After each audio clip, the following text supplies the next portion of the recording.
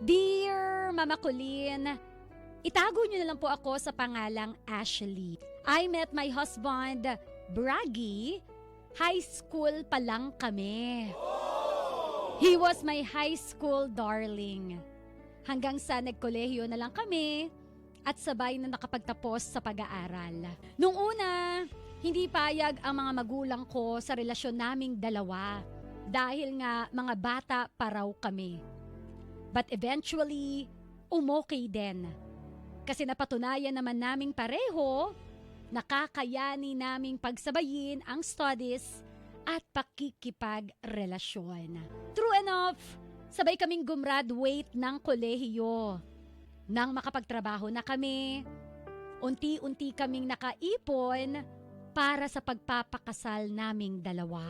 Opo, sariling sikap kami, Mama Colleen. Hindi na para ipaako pa namin ang responsibilidad na ito sa aming mga magulang. Nangako kami na kung papasukin namin ang buhay pag-aasawa, kami ang lahat nagagastos.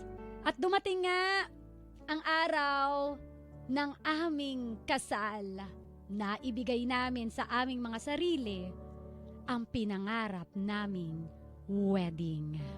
Marami kaming pagsubok na pinagdaanan ni Braggy. Pero lahat ng yon nalampasan namin. Marami na kaming nalampasan. Hanggang sa naging magulang na nga kami ng bunga ng aming pagmamahalan. Isa, dumalawa, hanggang tumatlo na nga ang aming mga anak. Sa paglaki ng mga bata, naging saksi sila sa lambingan naming mag-asawa. Hanggang ang lambingan na ito, parang halaman na tila unti-unting nalalanta. Sabi ko, baka normal lang ito sa mga tumatanda at matagal na ang relasyon. Pero nang malaman ko ang dahilan ng paglanta nito, ay dahil pala ang asawa ko may dinidiligan na iba. Oh, no! Masakit nang malaman ko to, Mama Colleen. Simula high school, never ko siyang nahuli na nag-cheat sa akin. Nangako rin siya na hindi niya magagawa na lokohin ang ina ng kanyang mga anak. Sabi pa niya, ako lang ang magiging babae sa buhay niya, wala nang iba pa.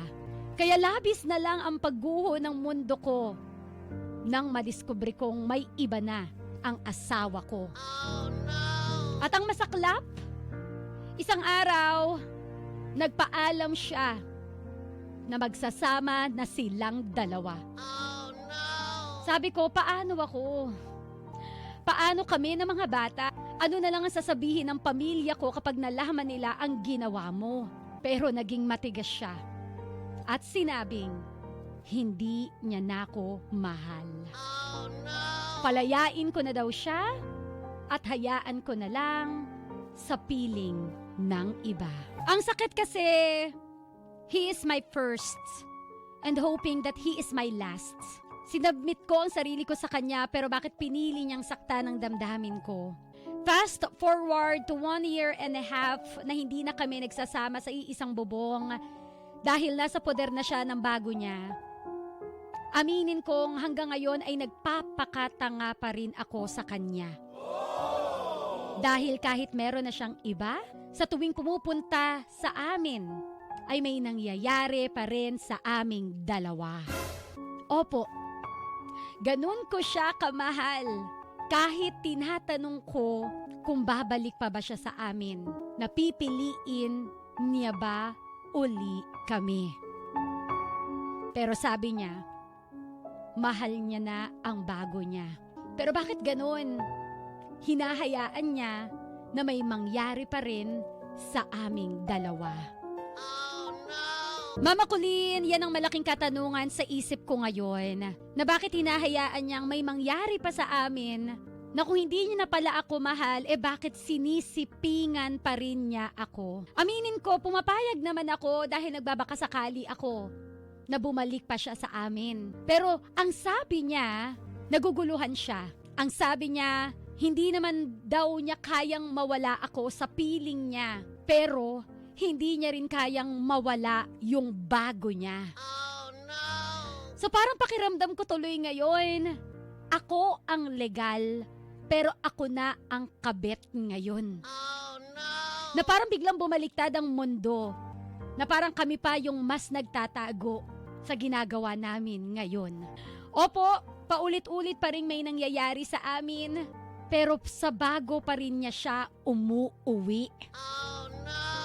Mama Kulin, naguguluhan na lang ako kung ano ba ang dapat kong gawin. Tama ba na nagpapakatanga pa rin ako at nagpapagamit sa asawa ko? Tama ba na ipagpatuloy ko kung ano man ang meron sa amin ng asawa ko o tuluyan ko ng hiwalayan siya? Dahil sa totoo lang, ang sakit-sakit na. Muli, ako si Ashley. At ito ang aking heart to heart with Mama Colleen. Real talk! Walang masamang umasa. Pero umasa lang tayo sa taong nakikitaan natin ng effort para worth it na balikan siya. Hindi yung tao na aabusuhin yung kabaitan mo, aabusuhin ang kahinaan mo. Don't tolerate those people. Sabi nga nila, kaya may namimihasa kasi may nagpapamihasa. Though nakukuha ko yung punto mo eh. Gets na gets ko naman yung gusto mong mangyari. Kasi nga umaasa ka pa rin na baka sa paraang pagsuko mo sa sarili mo, matauhan siya. Na yan yung paraan mo para mabahawi siya. Yan yung paraan mo para hindi ka niya iwan ng tuluyan. Kaya lang hindi Para kay Mama Colleen, hindi sa ganiyang paraan mo siya natuturuan kung paano ka dapat mahalin ng tama. Hindi sa pagsuko mo ng sarili mo ng paulit-ulit na kung tutuusin, kaya ka nasasaktan din ng paulit-ulit ngayon dahil you also allow these things to happen. Wala na tayong pinagkaiba sa, sorry na Mama Colleen, pero nagiging desperada na ako. Yan yung desperate moves mo para lang mabawi yung asawa mo. Na kung tutuusin, kung meron mang dapat na maging desperada dito, it is not you because you are the legal wife. Na kung tutuusin, pwede mong ilaban yung karapatan mo kasi ikaw ang mas may ikaw ang mas may karapatan. Sa batas, ikaw ang pinakasalan. Yun lang sa dulo, hindi na ikaw yung pinakisamahan. So ang akin lang, nasasaktan ako honestly for you kasi parang dati hindi naman ikaw yung nanlilimos, 'di ba? Ikaw yung legal pero bakit ngayon parang ikaw pa yung nagtatago ngayon?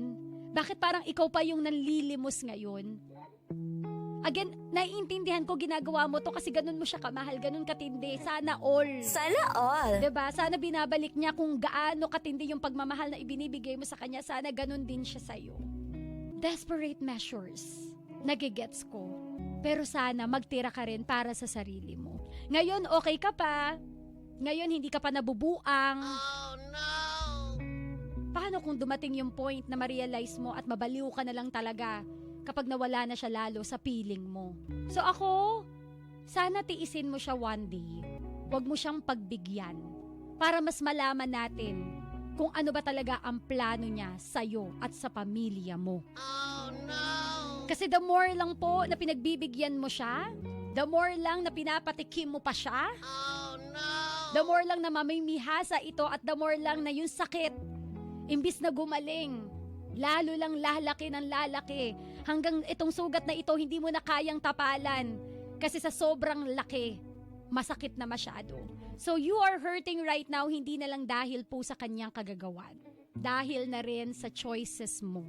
Choices, pinili mo, dahil yan ang paraan mo para bumalik siya. But I would like to remind you, ang puso mo kapag ka napagod, paano yung mga anak mo? I would like to remind you na deserve kang tratuhin ng tama kasi bongga ka magmahal at hindi na tama ang ginagawa niya sa'yo. So please, kung pwede, wag mo nang isuko ang bataan mo. Naisuko mo na naman ng maraming taon. Okay lang na pagdamutan mo yung asawa mo at iparating ang mensahe sa kanya na hindi mo deserve ang ginagawa niya sa'yo ngayon. That you deserve more that you deserve better. Stay away from pain. Piliin mo namang mahalin ang sarili mo. 91